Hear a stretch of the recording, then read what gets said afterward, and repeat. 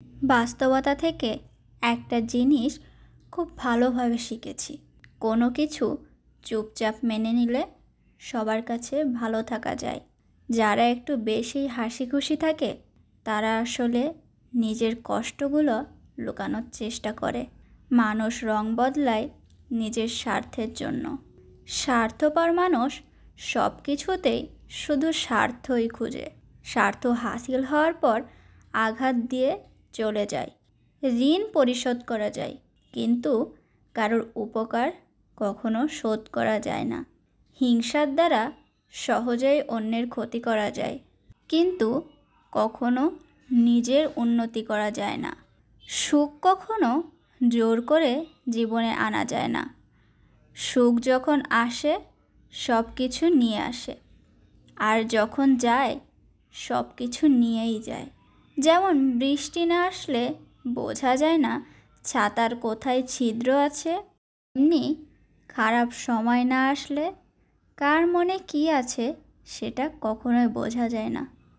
শেখার মধ্যেও কিন্তু একটা পার্থক্য আছে। বই থেকে গ্রহণ করা শিক্ষায় ঘুম আসে, আর জীবন থেকে শিক্ষা গ্রহণে ঘুম যে কোথায় উড়ে যায় বোঝাই যায় না। কাউকে কখনো ছোট ভাবা উচিত নয়। আপন যখন পর হয় তখন সম্পূর্ণ ত্যাগ করতে হয়। জীবন তখনই সহজ হবে যখন অন্যের ওপর আশা কম আর নিজের ওপর আশা বেশি হবে। ভাগ্য কখনো খারাপ হয় না। ভুল মানুষের ওপর ভরসা করাটা খারাপ। কাউকে বিশ্বাস করে সহজে আপন করে নেওয়াটা সব থেকে বড় ভুল। যেটা সহজে পাওয়া যায় সেটা হলো কষ্ট, আর যেটা কষ্ট করে পেতে হয় সেটা হলো সম্মান। যেটা মন থেকে পাওয়া যায় সেটা হলো ভালোবাসা।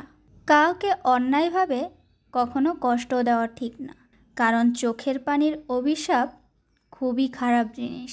যে আপনার হাসিকে মেরে ফেলে তার জন্য কেঁদে কোনো লাভ নাই।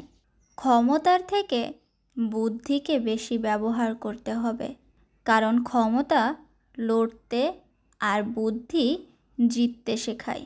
যে আপনার বিশ্বাস ভেঙেছে তার ওপর কৃতজ্ঞ থাকুন, কারণ সে আপনাকে শিখিয়েছে সবাই বিশ্বাসের যোগ্য নয়।